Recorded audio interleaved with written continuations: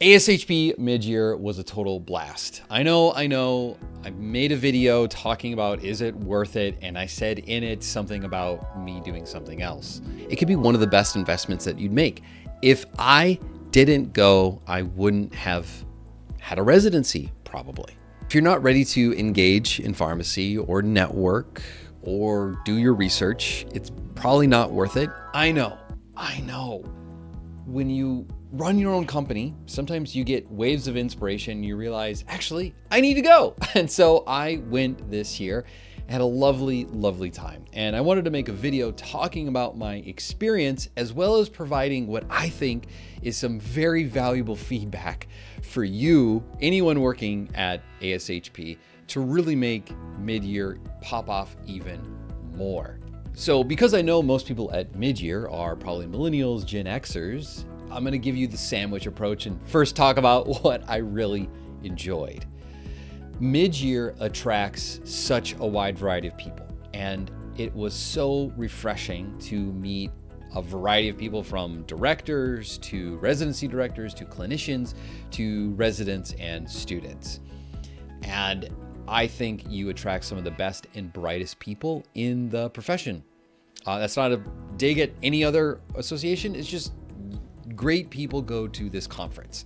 I had so many one-offs. I had so many people stopping me in the hallway and just really having great conversations. So thank you for that. The programming as well was also, I had no interest whatsoever in a lot of the clinical stuff. It's not my expertise. I don't care anymore about it, but it's good stuff. It was really, really good. I appreciate the updates, like the forecast that was published, I think, December 12th. It was great hearing a lot of experts talk about the direction, the future of the profession. That was fantastic. And just overall, the whole program is just very well organized. It was really clear where things were. The topics were relevant. Most of the speakers I attended were very well educated on the subject, handled a lot of Q&A. It was just overall really great experience. To anyone who's maybe even considering going to the next year, you should. You will likely meet some really great people. The exhibit hall is full of really cool and amazing people that you should totally connect with and follow. Just a great experience overall. 7.5 out of 10. Okay. The reason why it's 7.5 though out of 10 is because it's missing some vital things that could really make this event pop off. The only reason why I know this is because during my formative years as a pharmacist, I went to conventions and I thought them just okay, really interesting, a different perspective of what pharmacy could be. But after I became disenfranchised and burned out with pharmacy, I started going to different conventions with different people. And wow, we are so isolated in the world of pharmacy. I'm so glad I got that experience because I saw how really great conferences treat their people, how they engage with their audience, and how they have a great flippin' time. And I think there's a lot of things ASHP could do to just make the experience so much better. Now, I want to get through some suggestions, and some of them are going to be realistic, while others I know for a fact are stretches of the imagination. I'm going to start off with the things that I think are most doable, and then I'm just going to dream with you in this video. The first thing that I think you have to do is involve us in the convention. There are so many people at this convention, and it is near impossible for me to connect with people. So you gave us these badges, and immediately I see a QR code here. So as a young person, okay, I'm not the youngest, but I'm a millennial, I think to myself, oh, if I want to connect with this person, all I have to do is scan this, and then I'll be able to connect with them through the app. Maybe it'll have a LinkedIn link to it. No, it doesn't work. It doesn't work at all. It only works for exhibitors. What the heck? It was so frustrating. We live in a digital age, and I think it would be engaging for me as a member to be like, oh, download the app, then put in my LinkedIn link to connect with people who I have great conversations with. And all I have to do is say, oh, just scan my code, just scan my badge, and you will connect with me. Let us have a community tab in the app. Let us post questions. Let us engage. There were so many times that I had questions, even just like where things were, that it would have been great to post a question in a tab of the community and have other people answer that question. There's no engagement with the other 20,000 members that attend this thing. A little bit challenging to, I guess, source the unique people that I want to connect with. I didn't have that ability. Second, let us host meetups. Now, there were a lot of networking opportunities at this convention, and it was pretty easy to find those through the programming. But a comment about the networking sessions, but then also just like letting us connect. So what I would like to do is I would love to host a meetup at the next convention just for entrepreneurs, like just pharmacists who turn entrepreneurs, or people who are running their business or have consultancy or just doing something wild and wacky in the world of entrepreneurship. I couldn't do that. I could probably like post something online that I'm doing this, but it would be like invite only. I know that displays a lot of trust to your members, and I know that you really value professionalism, and there's a risk, of course, of letting members host something that, is it backed by ASHP or not? I get that dynamic. But like, you can't do everything. You can't control everything that we do. A lot of weird stuff happened at this convention that was totally outside of your control because you brought 20,000 people together. So let us host our own meetups. That would be a great opportunity for us to engage and create even small groups that want to bolster and create more community. If you try to control everything that goes on in your association with so many members, you stifle our own ability to get together. Second, the networking sessions need a lot of work, guys.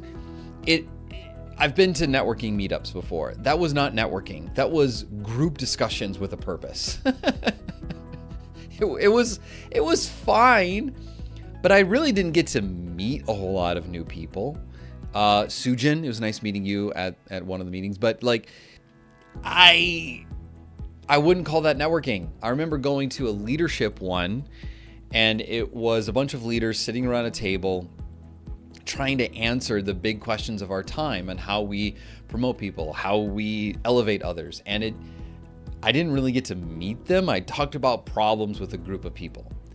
So I think the questions is a good idea, but why not like say, hey, this is the informatics meetup, and let them talk. Give them a few questions, right, to answer. What do you do? What do you practice? What are you working on? What do you hope to achieve in the next year? That's fine. But like, let us move from table to table, because you know that nothing's worse than like talking to someone who just doesn't know how to engage. Like, ugh, not so good. So that would be a recommendation. Another aspect of programming feedback, just cancel Thursday, okay? just cancel it. The real thing happens Sunday, Monday, Tuesday, and kind of Wednesday. But by Wednesday, if you start walking in the hallways, you get this feeling of it's dead air, and I want to leave now. I want to get out of here. And that's what a lot of people are already doing. Very briefly, before I went to the airport on Thursday, I walked around like around 8:30, I think, for the conference, and it was dead. Look, I get it. You want to fit everything in and some of the programming that happens, but like, just think about what happens for those speakers that get slotted on Thursday. What a disappointment. You put in all this work and effort and energy, and you've got a half-hearted, half-attended audience of what could be. Just cut Thursday, okay? It's not worth attending. Plus, it would save me some money, and probably you too, because I know how much it costs to rent out this convention center. Actually, I don't know the specifics. But here's my next recommendation. I understand you have 20,000 people. I understand it's a lot. It is a ton of responsibility and engagement. Give us the human decency of coffee. I know I'm being a little cheeky. Just hear me out. Every conference I go to in pharmacy provides me coffee. Look, and maybe to rent it out for a whole week from Saturday to Thursday maybe costs you, what, 2 million, 3 million, 4? I could believe. I don't know. And there's a lot of factors here. I'm not privy to those things, nor do I want to be. If you just did the calculations, okay, and you just took the attendance cost or the revenue that you earn from 20,000 people, let's say on average they spend $500 a ticket, that's $10 million in ticket sales. $10 million. I understand that you have your costs, you need to pay your people, you need to do what's right. But giving us coffee each day could not be $500,000. I don't know, and maybe this is a slap in the face to you, but come on. I gotta go and pay $10 to get a nice coffee or 2 coffees? What a bummer. And they provide it in the exhibit hall. Yeah, espressos, small drinks. You gotta wait in line forever. You gotta listen to people hawk at you their drug. For what I pay to go to other conferences and conventions, it's such a nice gesture. Welcome. We want you to be awake. We want you to be engaged. Here is a coffee, something to warm your soul that says, we want you to be here and engage and get the most out of this conference. Here's a quick little pick me up. Okay. I know that may not be doable.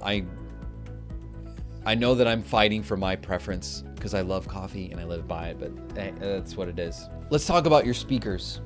So I've been to a few mid-years, and I could be wrong about this, but I've never once had the keynote be a pharmacist. Now, I think that innovation is great and that we should ask for big thinkers in the world of healthcare and even society at large. I think it's too ironic that we had a physician this year speaking to a group of pharmacists as the keynote. On top of that, the physician even used words that made it seem like he was speaking to a group of community pharmacists. And now I know that there are some at this conference, but that's not the majority. It seems like that happens every year. I remember one year, I think we had Bill Clinton speaking, and he talked to us like we were community pharmacists. I know that I'm a keynote speaker, and this is not me trying to say that I don't want to do it, but hey, maybe I do. Either way, give them a little bit of coaching. And this is my next recommendation for pretty much everyone who is giving some sort of talk. Some of the talks were really hard to sit through. Monotone speakers, lack of storytelling, lack of engagement. It was rough. And I think they could all benefit from someone who could provide a little bit of coaching in order to be more engaging of a speaker. I don't know if you sat in any of your talks, but there was people sleeping in the back rows. There were people on their phones majority of the time. This is leaving an impression on the people who attend to be like, this isn't that important. Even though I spent, $2,000-$3,000 to get here, what I'm doing in this moment is not relevant or important to me. So I think there has to be a little bit more preparation in order for people to deliver their messages powerfully. One minor gripe, and I know that this is probably impossible to request because Midyear has been at the same places for I don't know how long, longer than I've been practicing, 20 maybe years, I don't know. But man, that New Orleans Convention Center, it is such a long walk. I recorded myself walking this whole thing. It takes 5 minutes to get from one location to another. This convention center would just be so much better if it was like a square instead of this long rectangle where going from place to place takes you like 5 minutes just to get there. And now for my final gripe about this. What is up with your app? Okay. It's from 2006. You open it. It takes 20 seconds to load. It shows 2 pharmacists at the top, 2 guys that I see every time. I want to know who these 2 guys are now. I feel like I'm their best friend or that I should know them by name, and I don't, and that's frustrating to me. And heaven forbid that you open your app, you look for a poster or a talk, you're in the app deep, and you have to close out, or you have to like minimize the app and open up another app on your phone, because you will undoubtedly have to sit through 20 more seconds of loading. The map is awful. I don't know the convention center. I'm not gonna remember it 5 years from now when I attend the next convention. It should be that the map is interactive, where you open up a talk or a residency poster, and all you have to do is click something and it shows you where it is. And bonus points if it says you are here, go this way. I had to talk to so many people. It's not a big deal, but I had to stop and ask, like, hey, where's this? Where's this theater? Where's this room? Because I don't know. And looking through the map is so tedious because you're not looking at a map for something specific. You have to look at everything on the map to figure out where is the next thing, okay? If I just may make a simple recommendation, Wova is an app developer that partners with convention centers, and they not only allow members to have community discussions, ask questions, interact with one another, but also to host meetups, say where the location is. It's just so easy, and they have a map function on it. I mean, it is such an easy app for you to use that I feel like it's a no-brainer, because I don't know what you're paying your developer to make this, but I don't understand why it's 2024 and I feel like I'm dealing with an app from 2006. So that's my feedback for this conference. It was fantastic experience. I know that mostly of this is like me like griping and honestly like, this app stinks. I get it, but overall, a great experience. I met so many amazing people that either I've met virtually or I've known over the years. I got to meet a ton of new people and make great, amazing connections that are gonna help me in my career, in my business, in my life. It's fantastic. But I needed to say these things because I didn't wanna just write them in a survey and not see them go anywhere.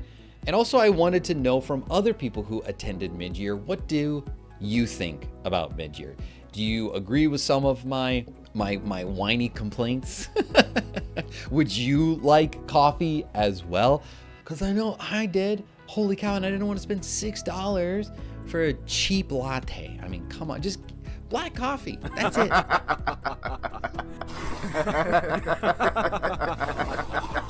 Anyways, thank you for watching this video. I hope that you enjoyed it as much as I did thinking through it and delivering it. And I would love to hear what feedback you have for Midyear as well. I hope to be at the next one. I am even thinking about having my own exhibit booth there and potentially speaking if they'll have me. But otherwise, yeah, it's a ton of fun. I'll be going next year, despite my numerous issues with it. I hope they take some of my suggestions. I'm gonna be so pumped if they have coffee. Like, I'll make a video in the moment. Like, oh my gosh, I want to have it. Anyways, thanks for watching this video, and until I see you in the next one, stay curious and take care.